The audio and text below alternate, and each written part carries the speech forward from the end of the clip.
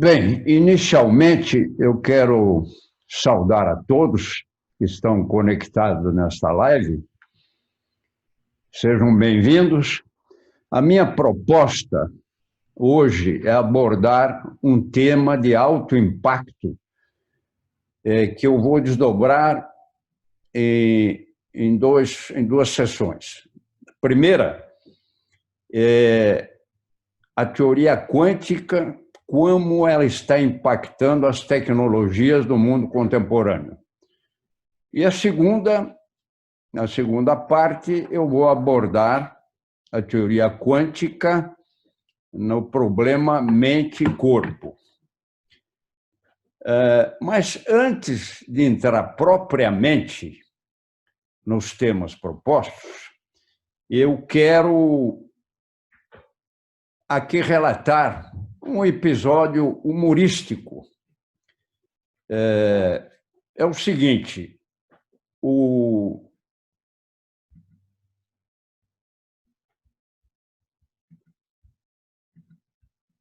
compartilhar só a tela aqui.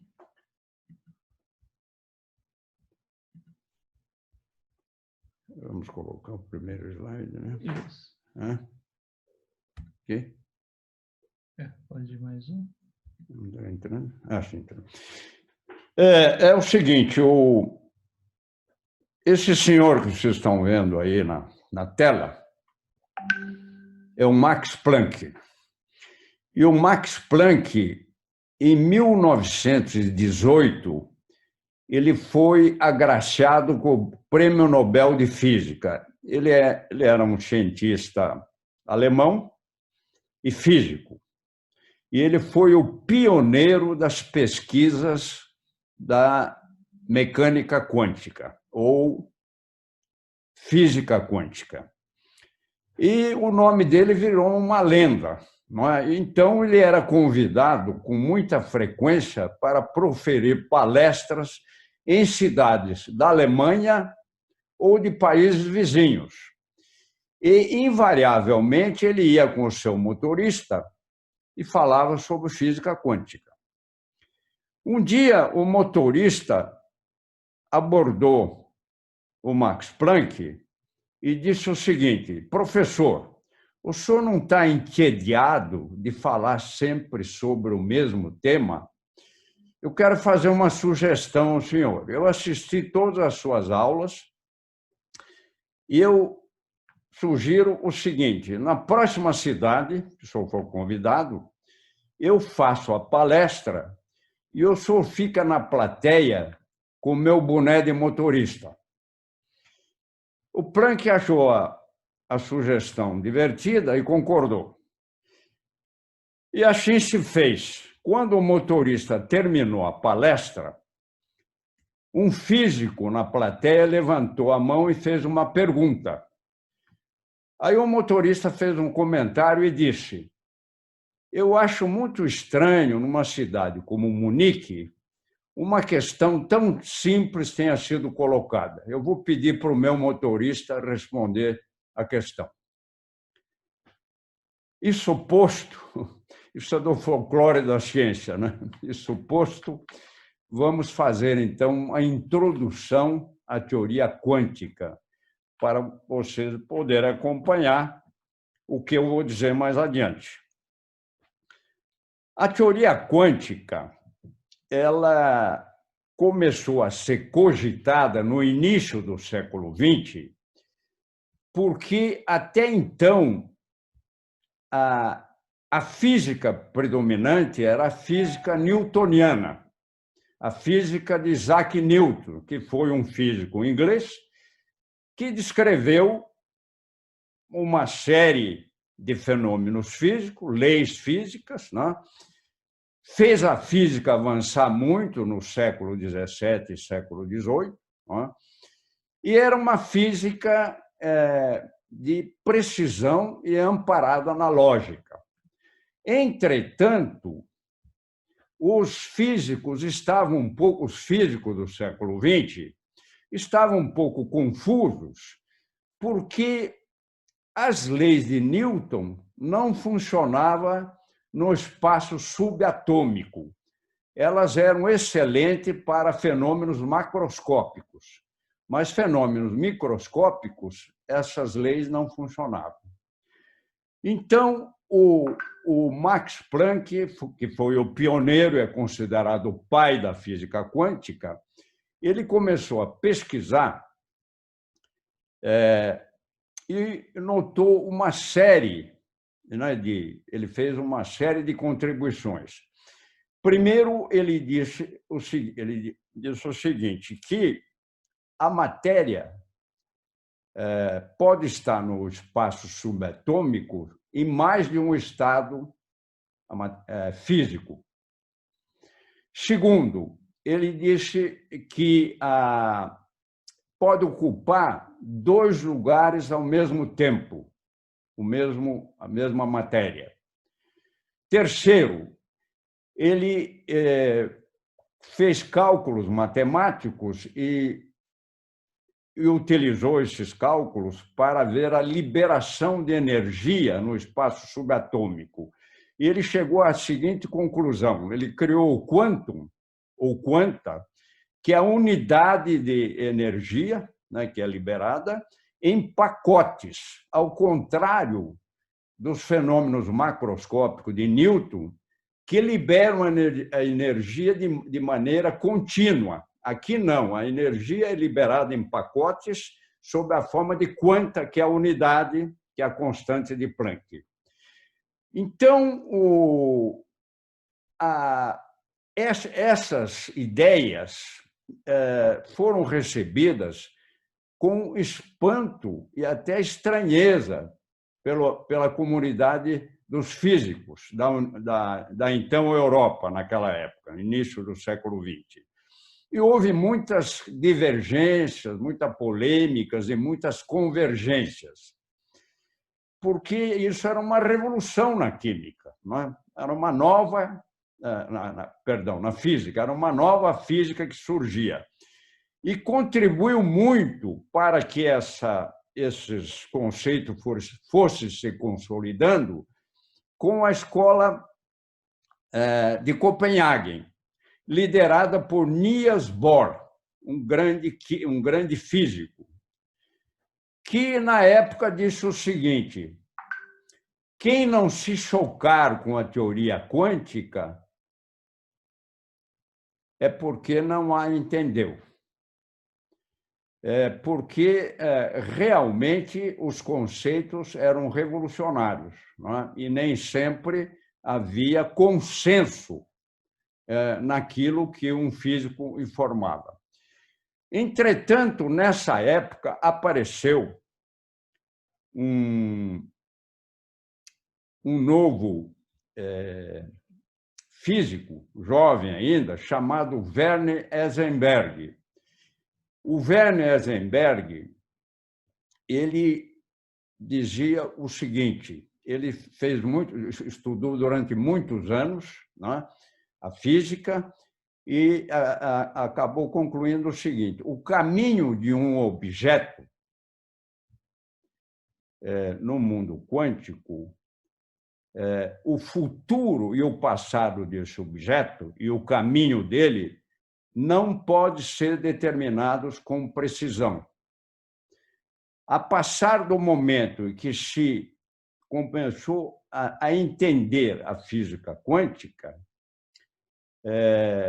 ficou claro que o mundo quântico é um mundo de incertezas e de probabilidades.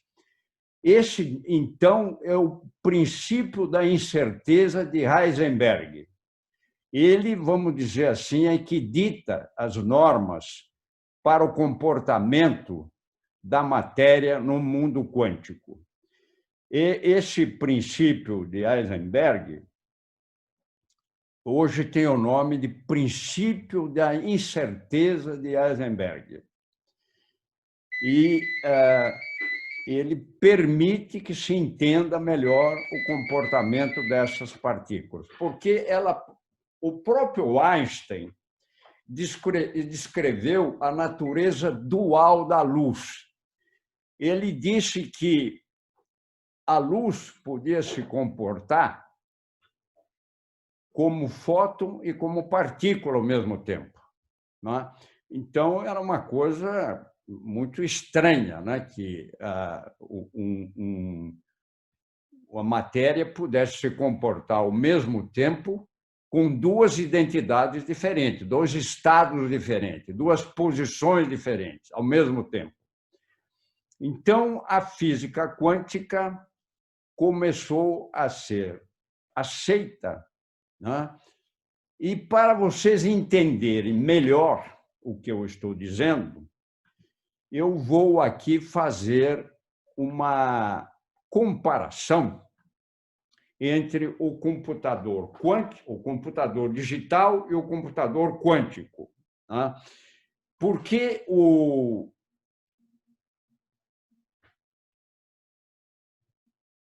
a computação digital, ela apareceu no computador moderno nos meados da década de 1950, principalmente com Alan Turing, não? Mas ela foi evoluindo e, em 1965, um alto executivo da Intel, que é uma empresa de informática americana, chamado Edgar Moore, ele descreveu uma lei que hoje tem o nome dele, Lei de Moore, que é a seguinte: o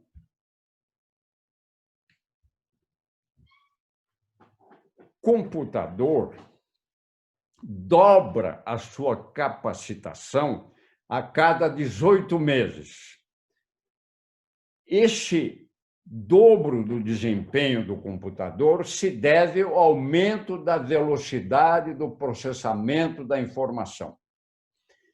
E o Moore dizia o seguinte, que são o coração do computador são os transistores no hardware, né?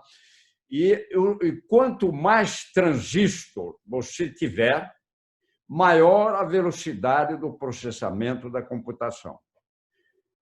Então, você usa a unidade byte, né?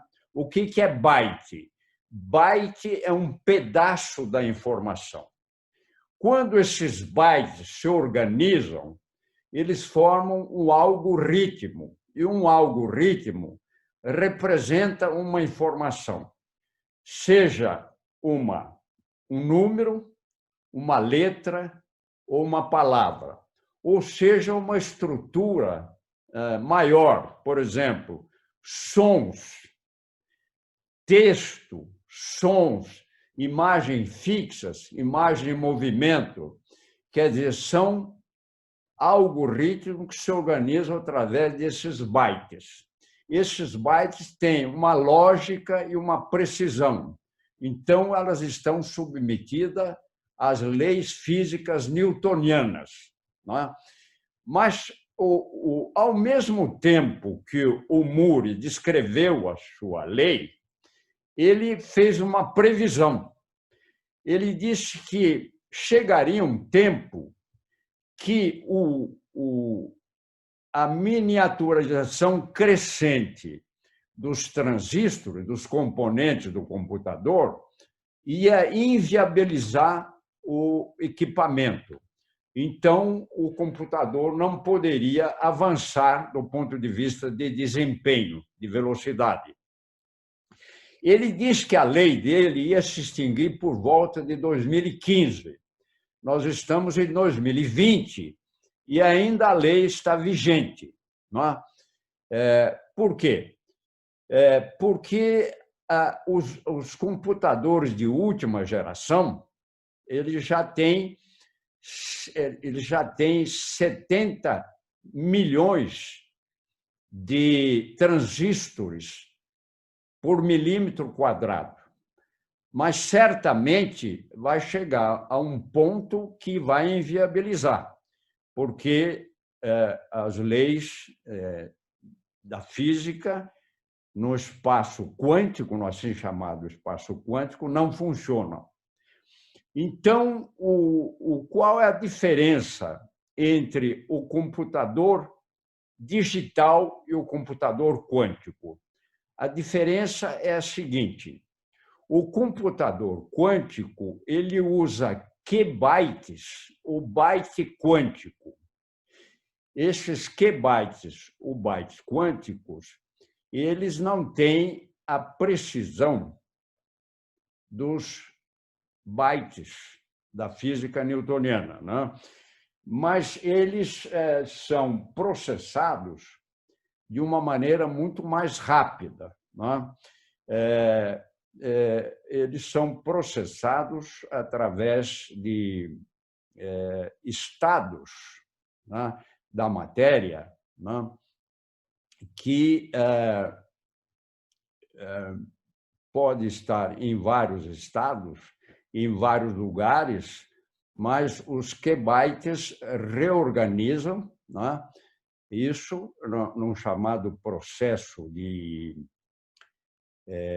desambiguação, porque as partículas no espaço quântico elas são ambíguas, elas não sabem aonde estão ou aonde estiveram, não é?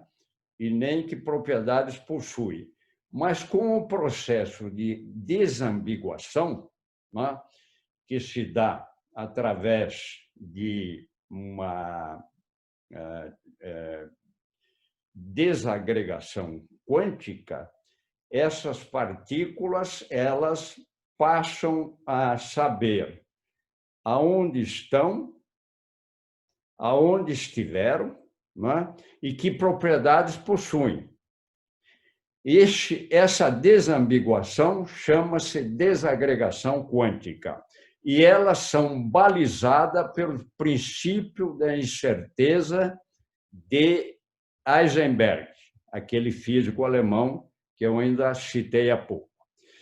Vocês podem fazer um questionamento, mas isso é fato real? É uma realidade? Ou é uma narrativa? Porque parece um absurdo, não é? Mas não é. Não é por quê? Porque as aplicações práticas da teoria quântica legitimam essa teoria. Por exemplo, a teoria quântica ela modernizou várias tecnologias. Então, as tecnologias do mundo moderno, boa parte delas usam tecnologia quântica. Por exemplo, o próprio computador, a internet, os satélites artificiais, os meios eletrônicos de comunicação, o funcionamento do laser, o microscópio eletrônico, todos usam uma tecnologia quântica, né? É claro que existe muita especulação, muita pseudociência que se diz quântica. Por exemplo, a cura quântica, a medicina quântica, a meditação quântica, essas são pseudociências, não tem nenhum embasamento científico, né? Quer dizer, devem ser ignoradas, né? Mas a teoria quântica ela já se legitima na prática em virtude da aplicação em tecnologias modernas do mundo contemporâneo. E mais do que isso, o computador quântico foi anunciado no fim do ano passado, 2019, pela Google, né? A Google liderou um grupo de cientistas que construiu um computador quântico. E esse computador ele tem uma velocidade espantosa. Ele é capaz de fazer um cálculo em 200 segundos que um computador digital de última geração levaria 10.000 anos para concluir. Então, vejam a capacidade do computador quântico, né? E a capacidade, então, é de tal ordem que esse cidadão que está aí na tela chama-se Ray Kurzweil. Ele é um cientista da computação e ele é um especialista em inteligência artificial. E veja o que ele disse. O computador quântico, ele fez uma comparação. O computador quântico está para a bomba de hidrogênio, assim como o computador digital está para fogo de artifício. Então, vejam que a diferença é abissal. É uma diferença muito grande entre a capacitação do computador quântico e a capacitação do computador digital. Entretanto, não corro para as lojas de material eletrônico para comprar um computador quântico, ainda não está à venda, porque ele tem que ser mantido numa temperatura de mais de 270 graus abaixo de zero. Ele é de porte maior, então ele não está ainda na rotina da vida do processamento da informação do cidadão comum. Não é? Hoje nós temos o computador digital na mão, com o celular, não é? Mas não é o caso da computação quântica ainda. É claro que o avanço das ciências da computação é exponencial, não é? Esses avanços são exponenciais e, possivelmente, novas tecnologias irão surgir. Quem podia imaginar, lá atrás, quando o Graham Bell inventou o telefone, que um dia nós teríamos um telefone celular que é um mini computador na palma da mão do usuário. Não? Então, em virtude desse avanço da computação, nós vamos entrar agora num terreno que é muito importante, que é a interpretação do pensamento humano e do funcionamento do cérebro. Muitos procuram comparar o cérebro, isso está na história do cérebro, com a tecnologia vigente na época. É uma espécie de, em alemão culto, chama-se Zeitgeist, é o espírito do tempo. Quer dizer, então, o cérebro já foi comparado, ao longo da sua história, a um modelo hidráulico, a um modelo geológico, a um modelo frenológico, a um modelo dióptrico, a um modelo mecano-tecnológico, e hoje o cérebro vem sendo comparado ao modelo computacional na era da informática. E muito de maneira apressada diz que o cérebro é um computador biológico. Não é?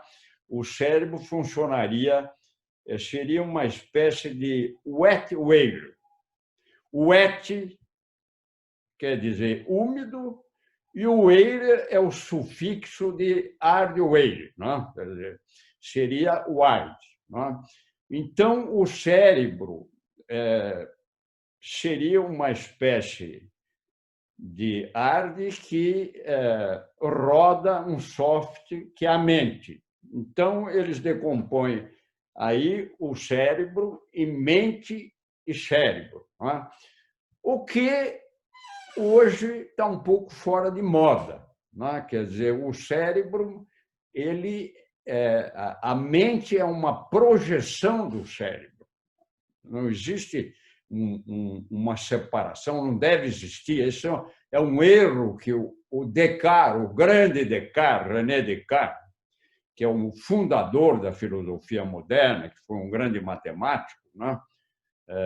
Ele dizia que existia a mente e o cérebro. Né? A mente era o res cogitans, né?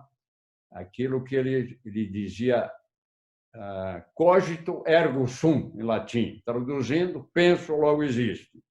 E que o corpo seria a res extensa, o corpo seria uma espécie de mecanismo, né? ele tinha uma ideia mecânica do corpo, né? Mas isso hoje não é aceito mais, né? E tem um físico brasileiro chamado Marcelo Gleiser, que ele tem um livro chamado A Ilha do Conhecimento, em que ele tem uma frase muito interessante. Ele diz que a mecanização do pensamento humano, com uma sequência de regras fixas, balizada pela lógica, é mera fantasia. Isso é uma mecanização. O cérebro não funciona dessa maneira. Mas existem alguns que insistem. Por exemplo, o Harari, que é esse professor judeu que escreveu Sapiens, que é uma obra-prima e é um best-seller mundial, depois escreveu O Homo Deus e 21 lições para o século XXI, ele diz no Homo Deus uma coisa que eu discordo frontalmente. Ele diz que o ser humano é um conjunto de algoritmos inteligentes. Bom, algoritmo é um cálculo, é um dado, né, que é feito através... Como é que é feito o cálculo do algoritmo? No computador digital, é 0 e 1. Né? Liga e desliga. Isso no computador digital. Aí são os bytes que formam os algoritmos que vão dar a informação, vão processar a informação sob a forma de sons, sob a forma de movimento, de texto, etc, etc. Então, esse algoritmo, esse byte, ele é sequencial. No computador quântico, o byte, o Q-byte, o byte quântico, ele é simultâneo. Ele é, ao mesmo tempo, 0 e 1. E isso que dá essa velocidade maior, faz toda a diferença. Porque o computador tem uma capacidade muito maior de fazer cálculo, né? Mas o algoritmo, se ele é bom de cálculo, porque é muito frequente que se faça a comparação já tradicional com o jogo de xadrez, né? Você sabe que lá atrás, há muitos anos, a IBM montou um software num robô para jogar xadrez, chamado Deep Blue, o profundo azul, né? E este computador, ou esse robô, ele venceu o grande mestre e campeão mundial de xadrez, o russo Kasparov. Então, por quê? Porque para jogar xadrez, aliás, a inteligência para jogar xadrez só serve para jogar xadrez. O resto é besterol. O xadrez melhora a inteligência, o indivíduo ficou mais articulado. Isso é uma falácia, né? Serve para jogar xadrez, né? O que o computador faz? O computador, quando joga xadrez, ele revisa de modo exaustivo, nas jogadas mais simples, todas as jogadas possíveis. Ele faz milhões de simulações para mover uma peça. Enquanto que o jogador humano, ele faz o que parece melhor no momento, naquele momento, para aquela jogada. O risco é maior, mas a inteligência humana funciona assim. É a chamada heurística. A heurística é a arte de descobrir alguma coisa. É a arte de ter um insight, uma intuição, não é? Isso é heurística. Nós temos a nossa forma de inteligência, ela é mais para heurística do que para digital. não é? Ela não é digital, ela é heurística. Tanto é que nós raciocinamos com o vago, o ambíguo, o impreciso, a incerteza, melhor que o computador digital. O computador digital ele é balizado por uma lógica formal e ele tem uma precisão.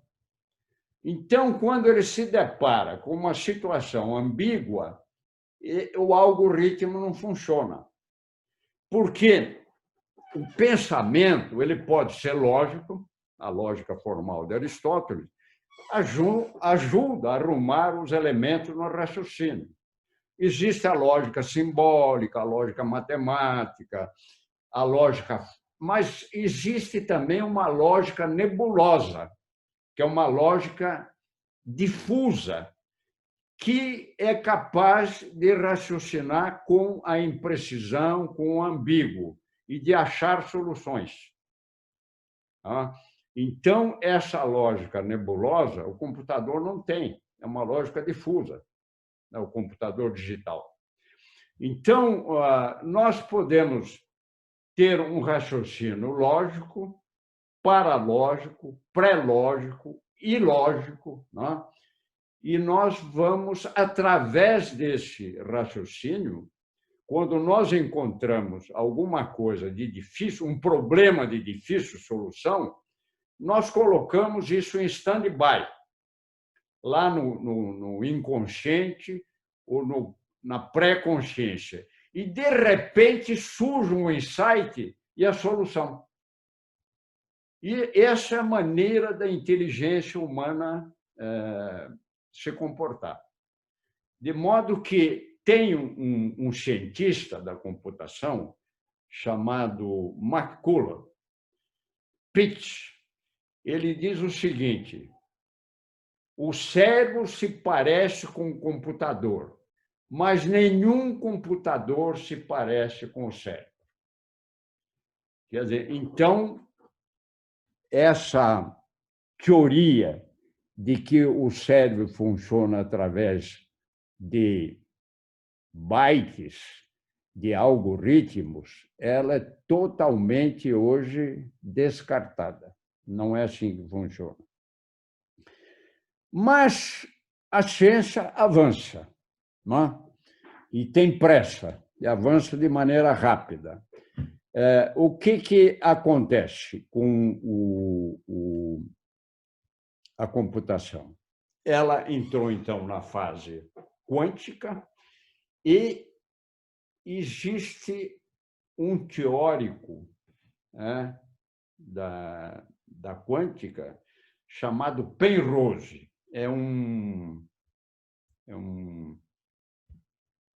Esse é o Heisenberg do princípio da incerteza, que normatiza o comportamento das partículas subatômicas. O Roger Penrose, ele é vivo, é um físico inglês, ele também é matemático, inclusive ele tinha um teorema chamado Teorema de Penrose. Ele é lógico e ele é um filósofo da mente. Como curiosidade, esse Roger Penrose, ele foi professor do Stephen Hawking, aquele astrofísico que morreu com ela, né? E eles fizeram, inclusive, trabalho juntos, principalmente sobre os buracos negros, né? Que o Stephen Hawking era um especialista em buracos negros, né? E o Roger Penrose, então, ele tem esse livro aí que ele escreveu, né? A Mente Nova do Rei, Computadores, Mentes e as Leis da Física, né? Eu acho que a física era uma espécie de Cinderela do século XIX e século XX.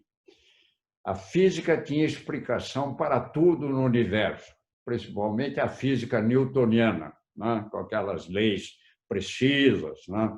Uma parada na lógica. Tanto é que teve um físico que, nos anos 90, 1990, ele escreveu um livro muito interessante. Esse físico chamava-se Weinberg. Ele foi prêmio Nobel de Física.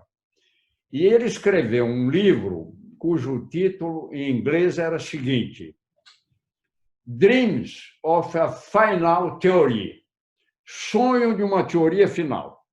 Ele dizia o seguinte, que a física pretendia ter o monopólio da teoria do tudo, de explicar tudo, não? Que ela explicava realmente quase tudo, mas que ela não explicava uma coisa, a consciência. A consciência não é física, ela não é rodada por algoritmos, não? Então,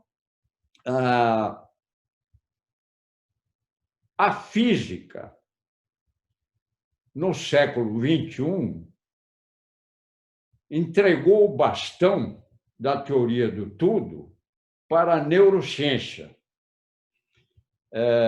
Por que eu digo isso? Antes de entrar na teoria do Penrose, eu digo pelo seguinte: há alguns anos eu fiz uma palestra no Congresso Paulista de Neurologia, que geralmente é realizado no Guarujá. Há uns 5 anos atrás, eu fiz uma palestra lá sobre neurocentrismo, uma abordagem crítica, e que eu fazia uma crítica a essa abrangência da neurociência que se insinuava em todas as esferas da atividade humana. Hoje se fala em neuroeconomia, neuromarketing, neuroeducação, neurofilosofia, neuromagia, neurodireito e assim por diante. Vocês vejam, nos Estados Unidos, o indivíduo que comete um homicídio, o advogado geralmente pede uma neuroimagem. E se nessa neuroimagem tiver qualquer pequena alteração, que pode ser até uma variação anatômica, o advogado diz que o seu réu é inimputável, porque ele não é responsável pelos seus atos, porque ele é um lesado cerebral. Isso chama-se, nos Estados Unidos, neurodireito, que é uma bobagem. Quer dizer, é claro que existe o crime biológico. Aliás, existe nos Estados Unidos a disciplina de neurocriminologia. Existem alguns que defendem que o crime é biológico. É a biologização do crime, né, que é por uma alteração biológica que o indivíduo pratica um crime. Existe o crime biológico? Existe. Às vezes, um indivíduo entra numa escola, numa universidade, e metralha tudo que aparece na frente dele, ele mata, ele pode ter um problema neurológico. Isso aconteceu já. Uma vez, um jovem, né, subiu na torre de uma universidade e metralhou várias pessoas, matou dezenas de pessoas. Mas antes ele tinha ido a um médico e dito que ele não conseguia controlar os impulsos de agressividade dele. Mas o médico não deu muita importância e esse indivíduo foi morto pelas forças de segurança e foi feita a biópsia. E ele tinha um tumor na amígdala cerebral. Então, esse indivíduo tinha impulsos agressivos que ele não conseguia inibir. Mas a maioria das pessoas, através de fenômenos culturais ou mesmo biológicos, inibe os seus impulsos agressivos. Então, o crime ele é multideterminado. Ele tem determinantes sociais, determinantes psicológicas, determinantes até biológicas. Mas dizer que um epilético tem tendências agressivas com capacidade de cometer homicídio, como disse um jurista, um psiquiatra forense aqui em São Paulo, isso é uma besteira sem tamanho. Machado de Assis era epilético. Gustavo Flaubert era epilético. Dostoiévski era epilético. E daí? Eles eram homicidas? Eles praticavam agressão? Quer dizer, então é preciso bom senso, né? E não procurar dar hegemonia para uma teoria ou um ramo da ciência. Eu vou citar aqui um outro filósofo francês chamado Edgar Morin. O Edgar Morin, ele está vivo, tem 98 anos de idade e ainda está atuante. O Edgar Morin, recentemente, a propósito dessa pandemia do coronavírus, ele escreveu um artigo muito interessante que eu li na internet sobre a era das incertezas, né? O que pode acontecer com essa pandemia. Então, um homem muito lúcido aos 98 anos, e a teoria dele chama-se o pensamento complexo. Ele diz o seguinte, que o conhecimento só avança pela transdisciplinaridade, é que faz avançar o conhecimento. Quer dizer, uma disciplina fertiliza a outra fertiliza a outra, até que você encontra a solução para um problema complexo. Eu dou aqui um exemplo que é muito emblemático.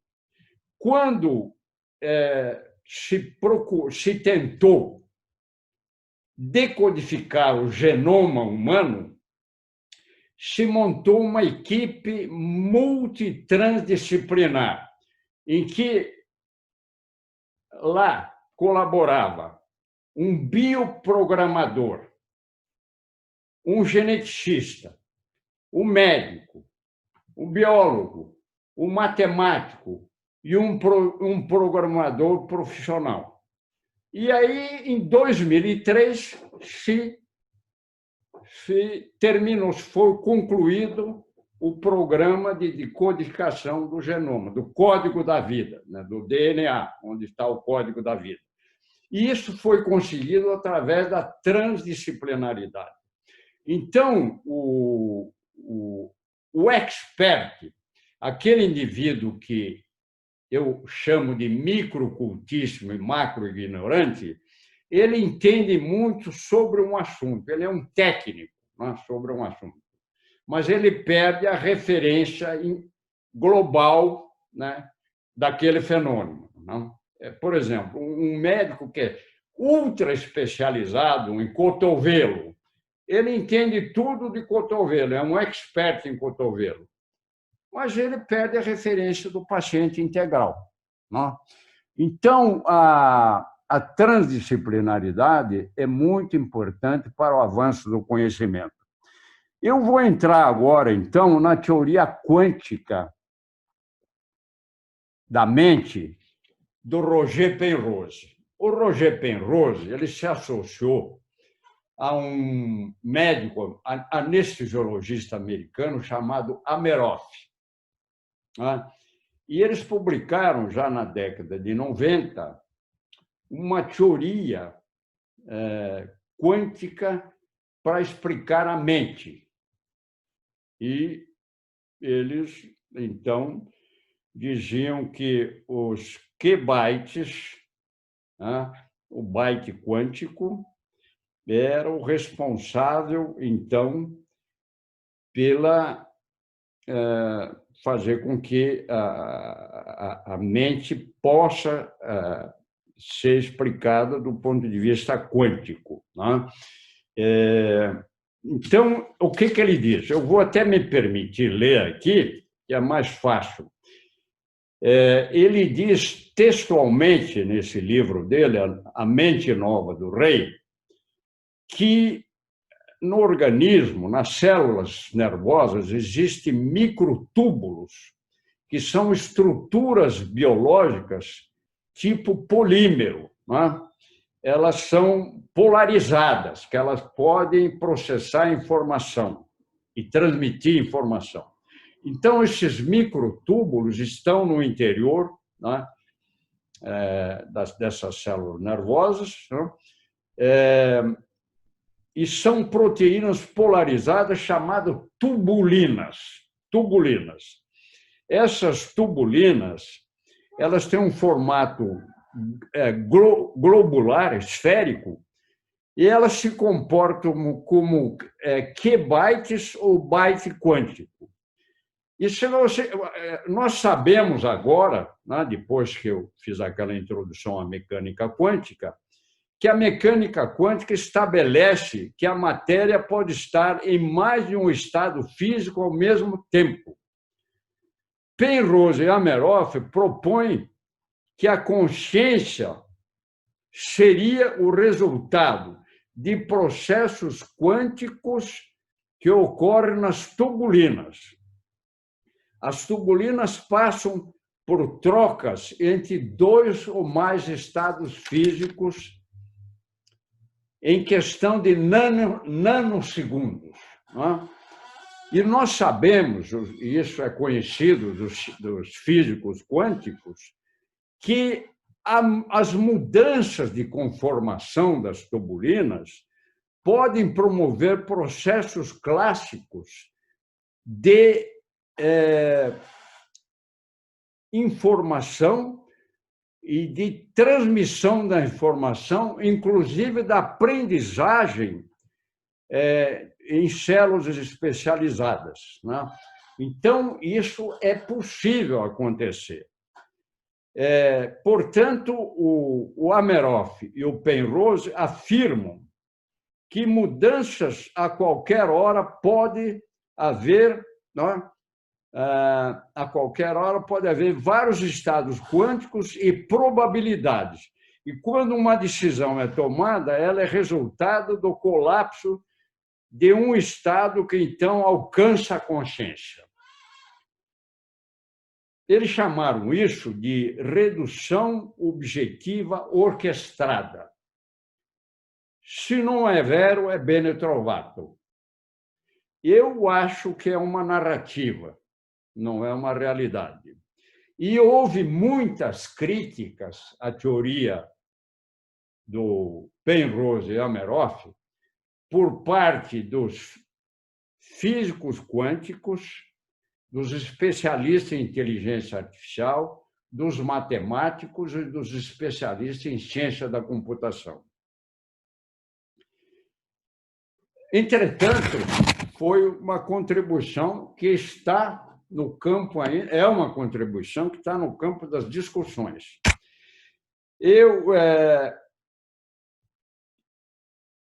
A minha opinião pessoal é o seguinte: eu acho que a ciência tem um vício reducionista. A ciência quer explicar o todo pela soma das partes. Isso vem do Descartes. O Descartes tinha um pensamento analítico, né? É por isso que se tenta, às vezes, desconstruir alguma coisa para ver como funciona.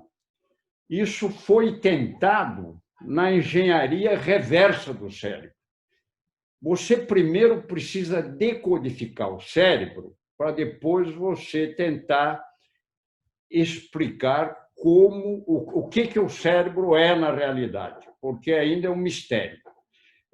O que acontece e que o Michio Kaku está aqui, Michio Kaku. Quem foi Michio Kaku? Quem é? Que é vivo. Ele é um físico teórico nipo-americano, pelo nome, você já percebe, né, Kaku? Que ele escreveu vários livros sobre tecnologia, inclusive O Futuro da Mente.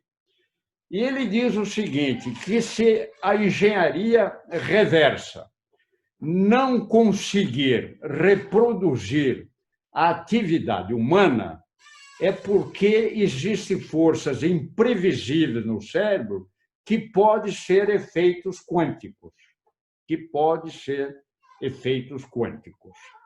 Isso é o que ele diz. Né? O que é engenharia reversa, para vocês entenderem? Existe hoje no mundo 3 projetos para decodificar o cérebro. O projeto da engenharia reversa, que chama-se Blue Brain, cérebro azul. Esse projeto ele tem como sede a Suíça, mas tem como financiadores do projeto vários países da União Europeia. Ele pouco avançou. O que pretende esse projeto? Esse projeto pretende construir um cérebro de silício através de módulos imitando o tálamo, o hipocampo, o córtex cerebral e assim por diante. Ele pouco avançou, porque, do ponto de vista estrutural, você pode até pensar num cérebro de engenharia reversa de silício, que eles tentam, tanto em roedores, em animais, como estão tentando até mesmo em humanos. Né? Mas pouco ou nada tem avançado. Quer dizer, porque você pode, do ponto de vista estrutural, construir um cérebro de silício. Né? Mas, do ponto de vista funcional, ele não tem funcionalidade. Como é que você vai imitar funções do hipotálamo, que são complexas, do tálamo, da dor, do sofrimento? Quer dizer, é uma tarefa extremamente complicada e difícil. Já dizia um jornalista americano que, para todo problema complexo, tem uma solução clara, simples e errada. Então, essa é uma solução simplória. Né? Quer dizer, eu acho que não é através da engenharia reversa que você vai chegar ao cérebro humano. Né? Você pode chegar a outros tipos de cérebro, não o cérebro humano. O outro projeto que existe para decodificar o cérebro é o chamado mapa genético. Você sabe que a maioria dos genes se expressa no cérebro.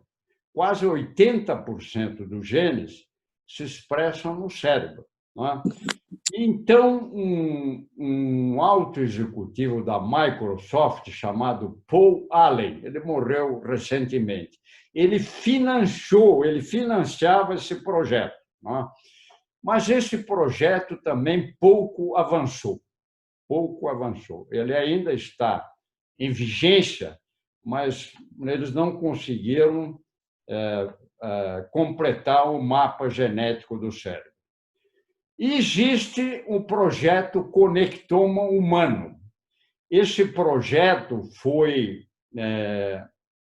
instituído nos anos 90, que é a década do cérebro, né? De 1990 a 2000. Se comemorou a década do cérebro. Então, ele tem como sede os Estados Unidos e ele foi apoiado pelo ex-presidente Barack Obama, né? O projeto Conectoma Humano. O que o projeto Conectoma Humano objetiva? É mapear todos os circuitos cerebrais, por isso que chama conectoma. Né? Mas vejam a dificuldade. O projeto Genoma Humano ele foi concluído e ele cabe em 2 gigabytes de memória. Se você conseguir digitalizar o cérebro um dia, vai precisar 1 trilhão de gigabytes. Vejam a diferença enorme entre o genoma, que já é complexo, e a digitalização do cérebro humano. E não é só essa a dificuldade, porque conectoma humano, o cérebro é o único órgão do organismo que muda a todo instante. Por exemplo, o cérebro de vocês que estão assistindo essa live, depois vai mudar, não vai ser o mesmo. A todo instante, o cérebro muda. A biografia, cada cérebro tem a sua biografia. Então, como que você vai mapear circuitos se esses circuitos estão toda hora em mutação, em mudança? Né? É impossível. Eu acho que esse projeto Conectoma Humano ele é utópico, na minha opinião. Eu acho que ele não vai seguir em frente como nenhum dos outros dois. Né? Então, o cérebro ainda é um mistério. É o órgão mais complexo do universo e, eu diria, que é a última fronteira do conhecimento da civilização dos sapiens. Né? Nós não vamos assistir, provavelmente, à decodificação do cérebro humano. Gente, era isso que eu queria analisar nessa live e agora eu fico à disposição, porque eu não sou o dono da verdade e, naturalmente, vamos aceitar comentários ou perguntas, né, daqueles que terminaram de assistir a essa exposição.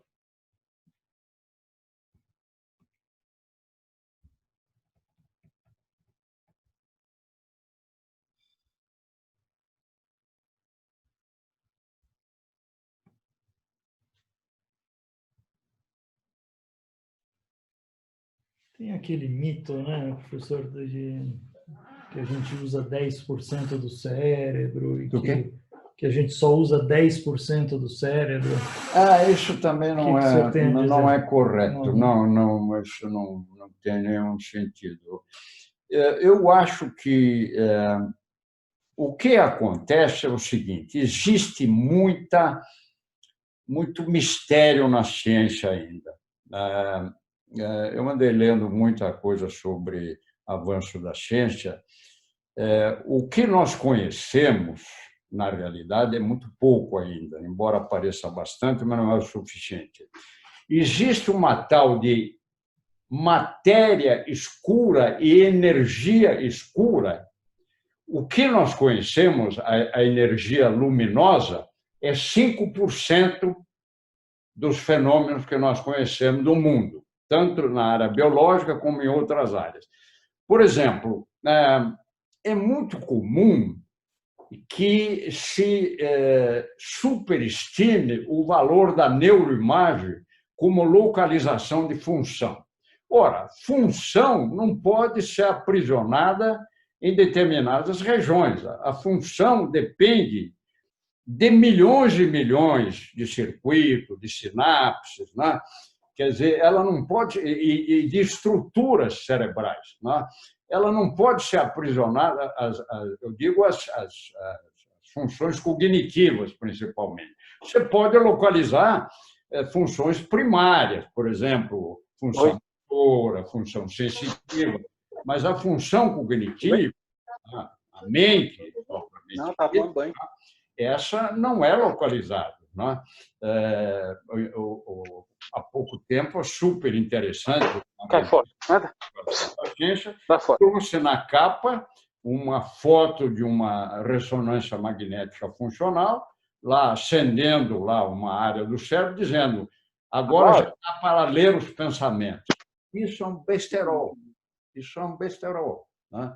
O pensamento ele não está naquela área que acendeu. E a área escura? Então, existe uma energia escura que hoje se fala em radiologia, que ainda não se sabe decodificar. Então, essa matéria escura, essa energia escura, ela constitui a maior parte do que a gente não sabe. A gente sabe 5%. Então, veja como, embora a ciência avance de maneira rápida, exponencial, ainda ela não consegue explicar grande parte dos fenômenos do universo, principalmente o fenômeno biológico, que é extremamente diversificado, né? As variáveis são imensas, né? Quer dizer, você, por exemplo, hoje você tem a medicina personalizada. Você não faz mais a medicina. Existem os paradigmas, medicina baseada em evidência, medicina preditiva, medicina translacional, etc. Mas a medicina mais exata hoje é aquela da pessoa, né? Você faz através de estudo genético, que ainda está no começo, né? Recentemente, eu pedi um estudo, um painel farmacogenético para usar um antidepressivo numa síndrome do pânico, que o cidadão vai fazer, já se faz, né?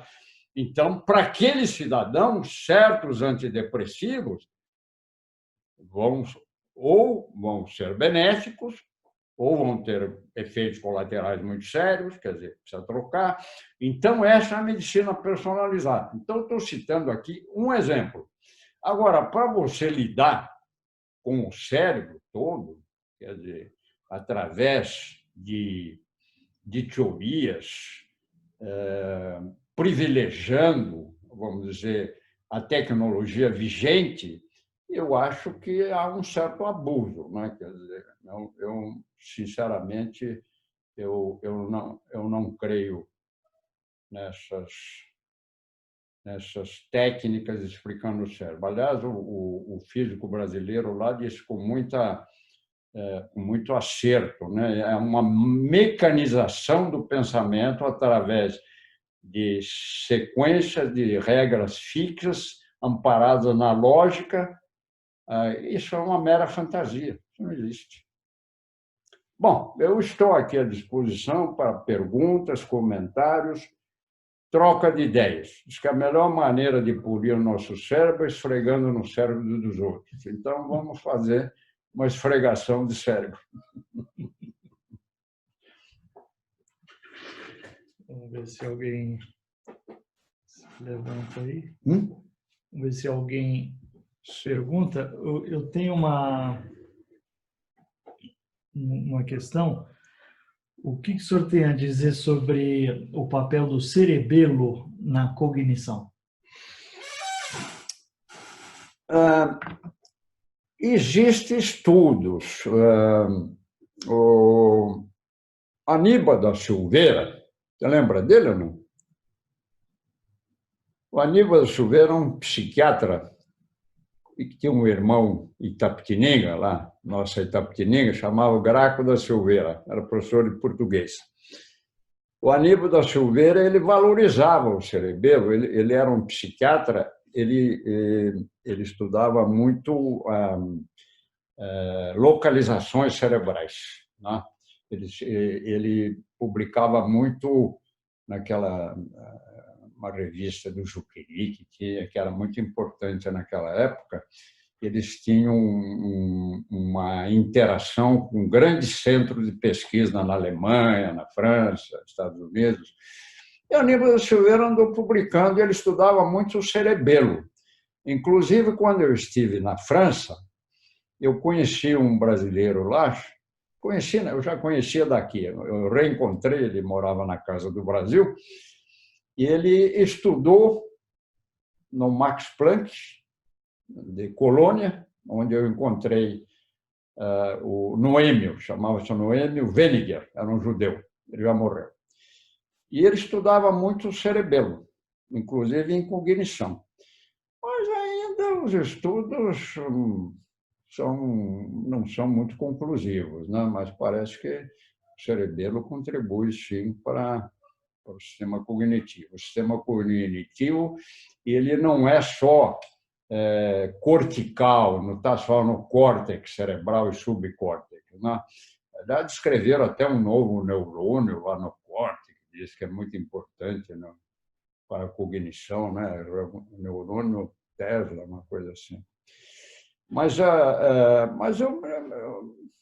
ainda é muito pouco o que se sabe. O cerebelo é um órgão ainda meio misterioso, né? Porque quando a gente fala em cerebelo, a gente logo pensa em ataxia, né?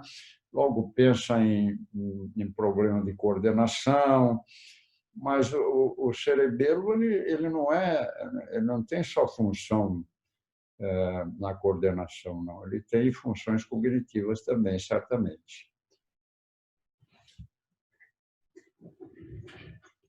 Tem ninguém palpitando aí?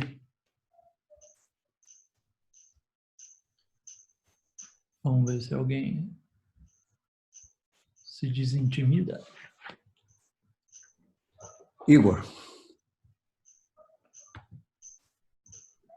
O Igor parabeniza a aula aqui do senhor. Obrigado, Igor.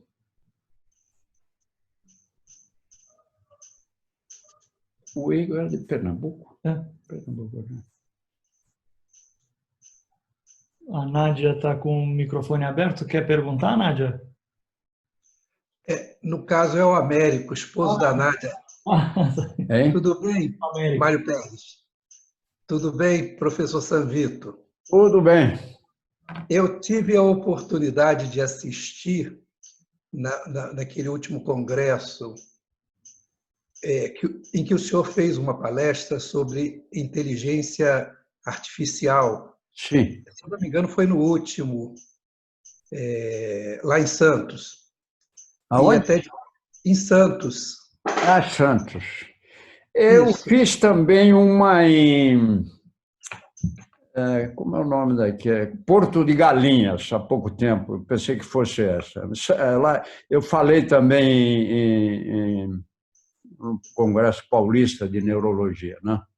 Isso. E até nós conversamos sobre o Yuval Harari, que eu li, acho que... Sobre o... Yuval o Harari. Harari. Sim. E nós conversamos sobre isso ao término, já havia terminado a sua palestra sobre inteligência artificial. E é uma área que a gente gosta de estudar, até para entender melhor o porquê da demência, que a demência vem a ser a perda de todas essas funções cognitivas, né, de todos esses domínios do cérebro, e é algo que chama muito a atenção nossa, né? Quando o senhor falou sobre o mapeamento do cérebro, que estão querendo decodificar o cérebro, eu fiquei aqui imaginando que isso seria muito bom, mas também seria muito perigoso. O senhor não concorda? Ah, sim, sem dúvida. Bom, o mapa genético, a genética embute muitos problemas bioéticos, que pode ser usado pelo Estado contra você, pelas seguradoras, pelos empregadores, não é? Quer dizer, pelo seguro-saúde. Então, é muito perigoso, quer dizer, de repente, você perde a privacidade, não é? Por exemplo, esse reconhecimento facial que se faz na China hoje, isso é extremamente perigoso, é inteligência artificial, não é? Porque a China tem cadastrado todos os cidadãos e ela reconhece pela face, e ela pode vigiar o tempo todo esse cidadão, não é? Quer dizer, então, a sociedade hipertecnológica, ela embute efeitos indesejáveis, a sociedade da inteligência artificial, muito sérios, porque a invasão de privacidade, as redes sociais difundindo ódio, fake news. Nós já estamos assistindo isso. Nós estamos no Supremo com um processo lá das fake news. Não é? Quer dizer, então, isso é extremamente perigoso. É o uso da ciência para efeitos obscuros, né? Que pode prejudicar a democracia. Eles falam, com a inteligência artificial, que no futuro nós podemos ter um governo técnico, nós seremos governados por algoritmos, quer dizer, um governo tecnocêntrico, né? Bom, eu não sei se seria pior do que o que nós temos com esses políticos aí, né? Mas, de qualquer maneira, o Estado vai ter tudo do cidadão na mão, quer dizer, é um Estado que ameaça a democracia. Até já tem alguns coveiros da democracia que escreveram um livro, O Fim da Democracia, né? É uma coisa perigosa. Agora, a inteligência artificial, ela tem tudo a ver com a neurociência, claro. A neurociência é um dos pilares para a inteligência artificial avançar. Existe, eu até mostrei aqui vamos voltar aqui para esse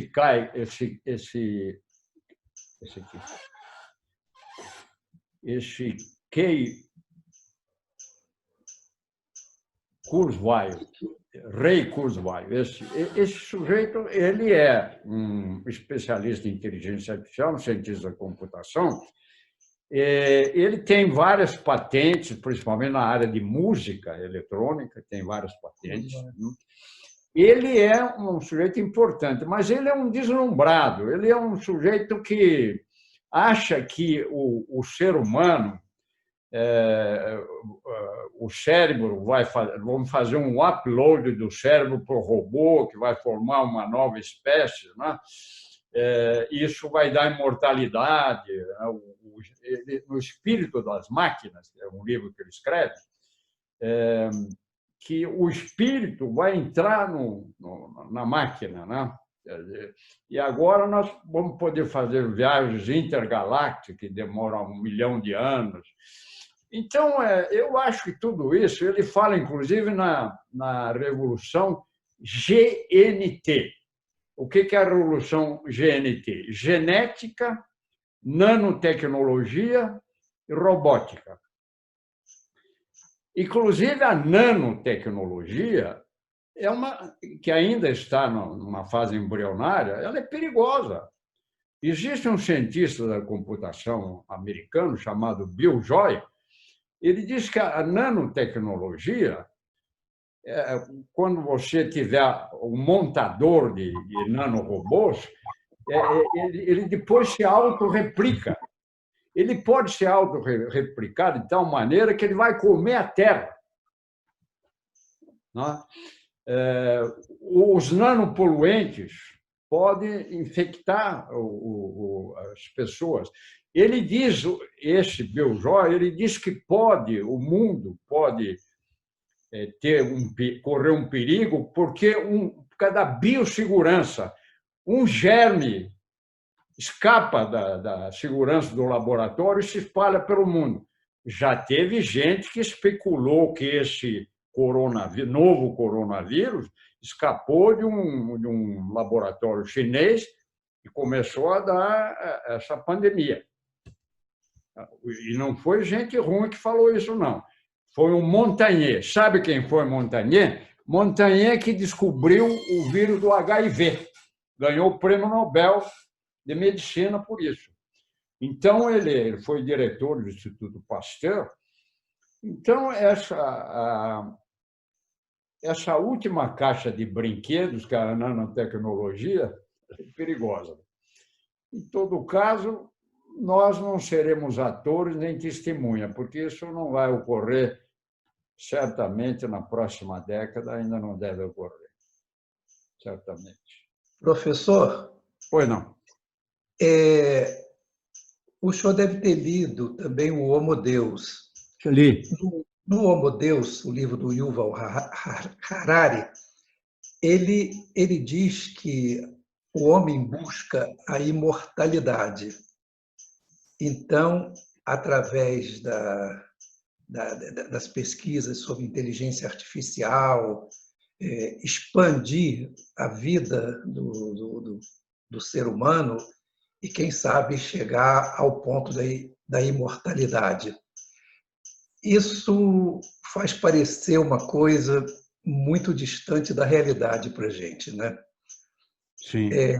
Um outro dado também que eu acho interessante na apresentação que o senhor fez é que existem os dois lados da história nessa questão de se descobrir realmente o sequenciamento do cérebro, o funcionamento do cérebro. Um deles é, ao se descobrir como funciona realmente o cérebro, teremos chances de descobrir, de reverter diversas doenças, com diversas características, etc.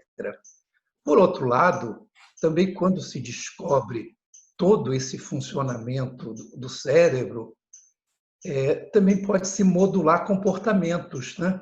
Da mesma forma que se modula um comportamento de um esquizofrênico, de um paciente com bipolaridade, também pode se pegar um sujeito com comportamento normal e fazer com que ele tenha um comportamento doentio, dócil, controlado, né?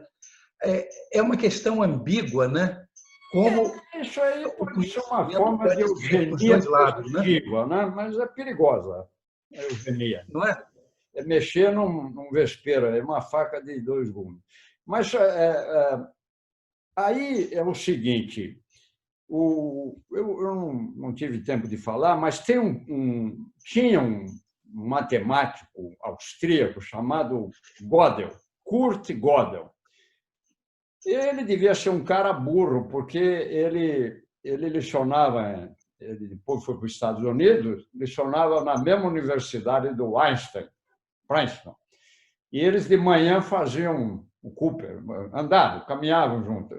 Deviam falar sobre coisas do arco da velha. O Kurt Gödel, né, ele dizia o seguinte, que um sistema complexo, axiomatizado, não tem capacidade de se descrever a si mesmo. Então, a descrição do cérebro por humanos, só se a inteligência artificial fizer isso, é impossível. E ele, para vocês entenderem melhor isso, ele descreveu os teoremas da incompletude. Certas coisas são indecidíveis, não dá para descrever. Então, eu apelo aqui para uma frase, o paradoxo cretense. Creta é uma ilha grega, a maior ilha grega ali, né? É muito importante para o turismo. Então, diz que lá na antiguidade, o cretense Epinêmides disse a seguinte frase: todos os cretenses são mentirosos. E embutiu uma contradição intrínseca na frase, que é godeliana.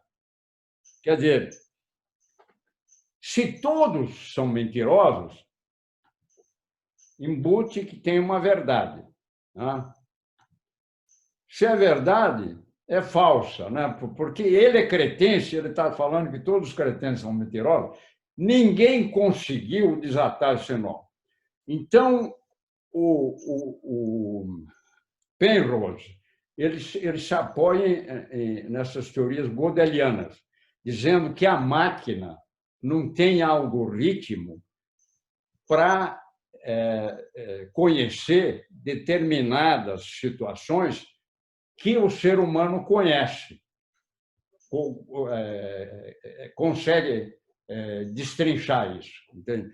Então, ele está amparado um pouco nessa tese godeliana aí do teorema da incompletude. E muitos dizem que é impossível que o cérebro consiga descrever a si mesmo. Interessante. É isso aí. Mais alguém? Esse Harari, ele virou uma espécie de guru agora, daqui da imprensa brasileira.